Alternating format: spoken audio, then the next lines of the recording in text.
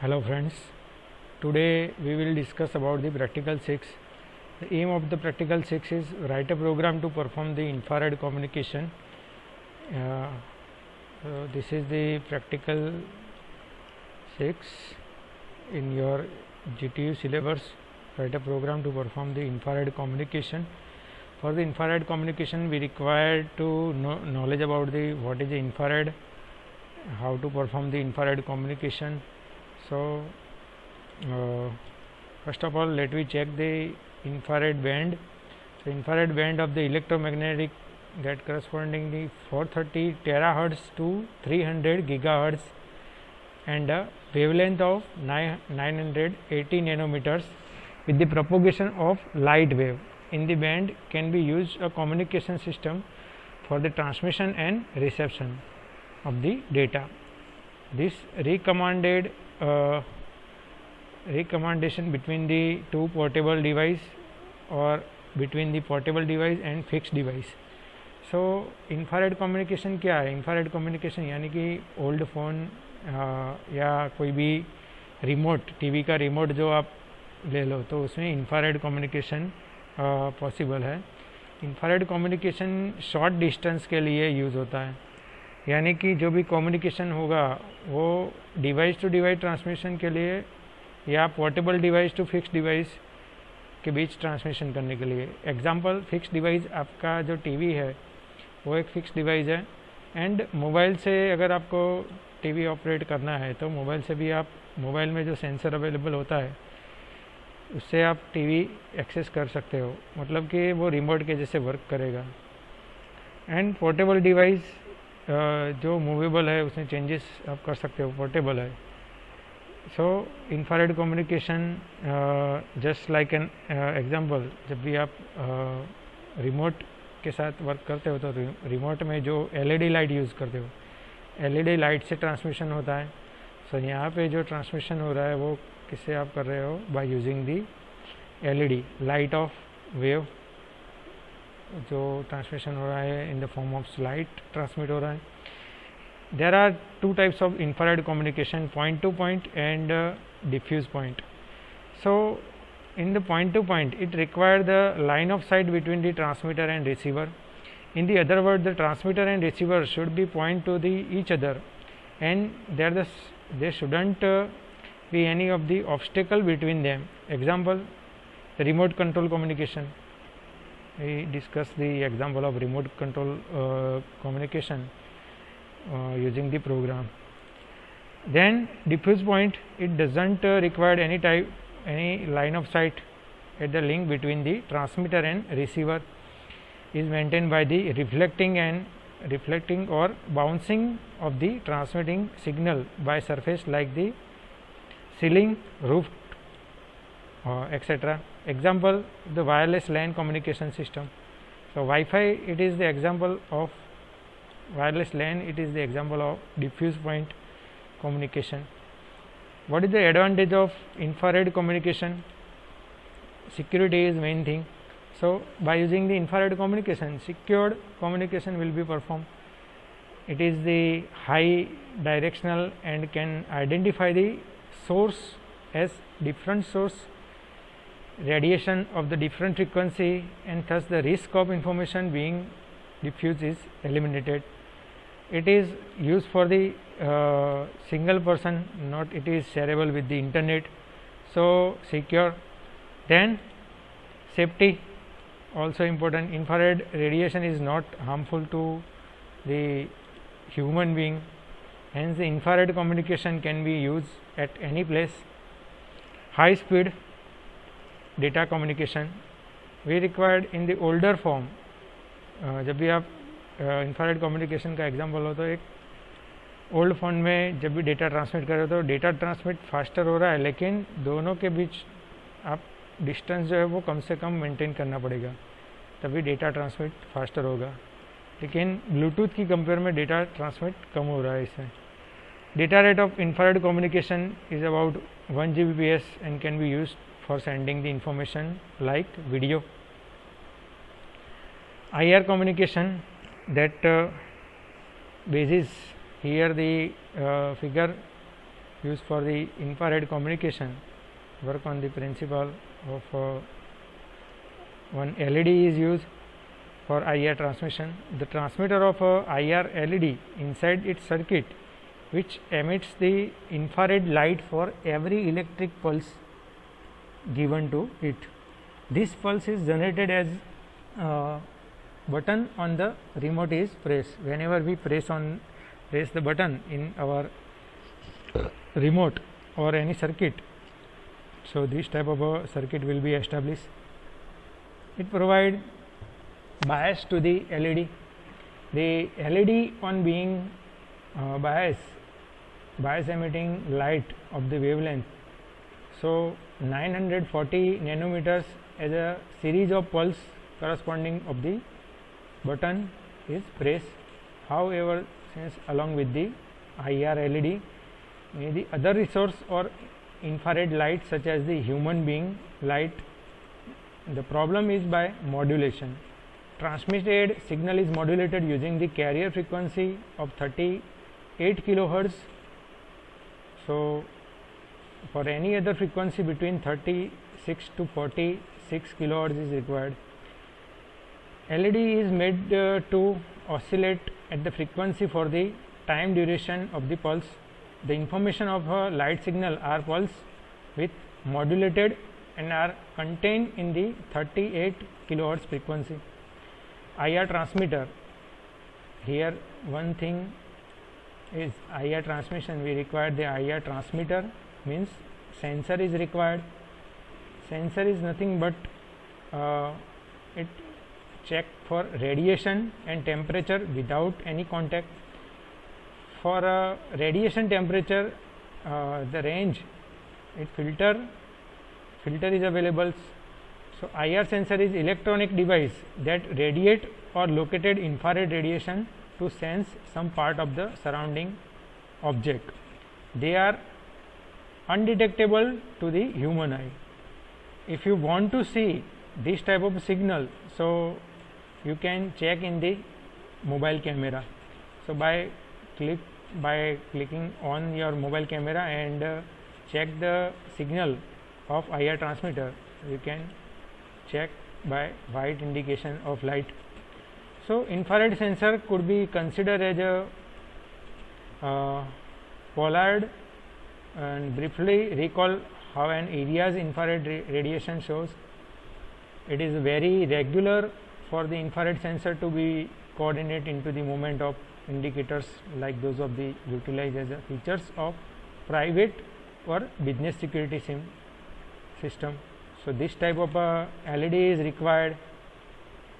The wavelength region of 0.75 micron to 3 micron is called the close infrared.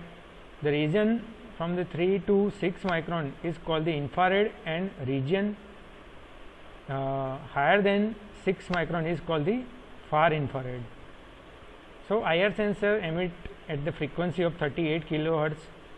Some of the features of IR sensor like input voltage 5 VDC, then sensing range up to 5 centimeters, output signal analog voltage, we are using the analog voltage, then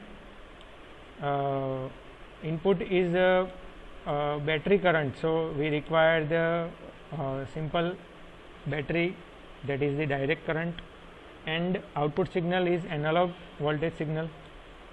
Then emitting element, infrared LED we required.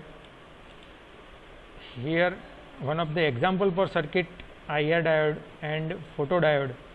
So this is the IR diode. IR sensor mostly used in radiation, thermometer, gas analyzer, industrial application. IR imaging the device, tracking and human body detection. This type of devices require the IR sensor. So this is the circuit of IR sensor. Then IR receiver or sensor, the features as well as specification for the IR receiver. So IR remote control receiver series is supporting all major transmitter transmission code. This is capable of receiving infrared radiation modulated at 38 kilohertz. IR sensor we have seen up to now working just for the little short of the distance to 6 centimeter.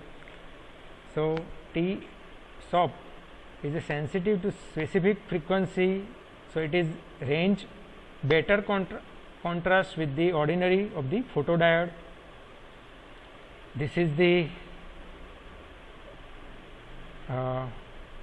T-SOP sensor available for the IR transmission. Some of the features like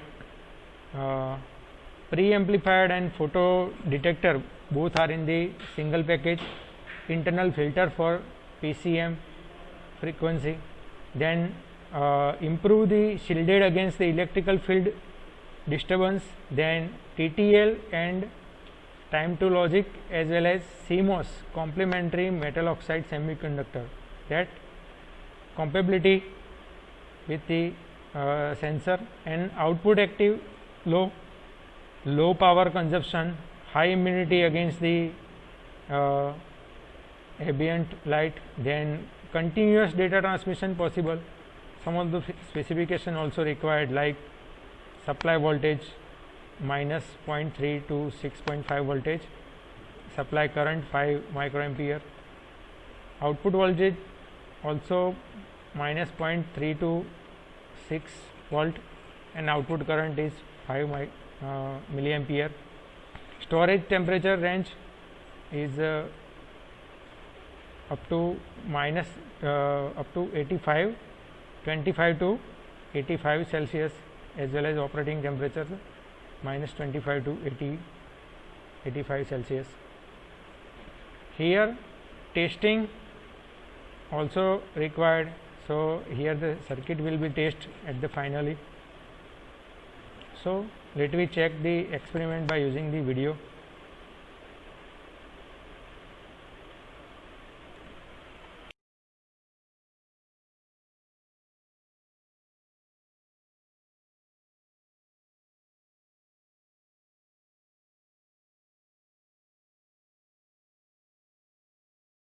In this video, we are going to cover how to implement infrared or IR communications in microcontrollers.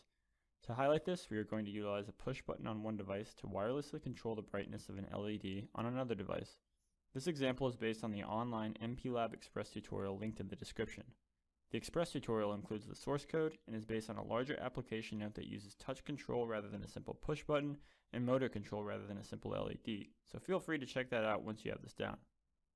Unlike the original example that uses the two Curiosity high pin count development boards with the PIC18F47Q10, I'm going to use two PIC18F47Q10 Curiosity Nanos to accomplish the same goal. I will also be using two Curiosity Nano baseboard for clicks, two Microelectronica IR clicks, and a couple of jumper cables. Speaking of which, let's briefly review how infrared communications, or simply IR comms, works before we get started. Infrared communication protocols are a common wireless communications technology that involves sending serial streams of data through the manipulation of non-visible infrared light. It's still used in a variety of situations, particularly in real-time control applications, since it's low power, easy to set up, and extremely cost-effective. Typical applications include things like television remotes and cordless microphones. IR communication systems generally comprise a transceiver and a receiver. The transceiver consists of a microcontroller as well as some sort of input to specify commands, in our case a push button, as well as an infrared LED that will transmit the message. The microcontroller processes the command and generates a waveform that drives the infrared LED on and off that are then detected by a light sensor attached to the receiver that allows the microcontroller to decode the signal to determine what command was sent and then fulfill that command. In this case, we are going to use the NEC IR protocol that specifies a carrier frequency of 38 kHz. A typical IR frame comprises marks and spaces that represent logical ones and zeros, and the duration of the mark and space is where information is encoded. The NEC IR transmission protocol depicted here shows how addresses and commands are initiated through a start sequence and culminate in an end sequence. On the transmitter end, we configure the push button as an input to a timer peripheral configured in monostable mode to simultaneously handle the switch bounce as well as generate a pulse identifying which button was pressed. We then decode the input to map to a command stored in a lookup table, which we then use to construct the 32-bit NEC-IR frame. To generate the IR frame, a timer peripheral is configured to overflow every 562.5 microseconds defined by the NEC standard. The timer overflow is fed into two separate blocks of logic gates comprising configurable logic cell or CLC peripherals that each output logic 1 and 0 that form the building blocks of the IR frame we saw earlier. The logical 1s and 0s, or marks and spaces if you recall, are then multiplexed to produce the mark and space NEC-IR frame.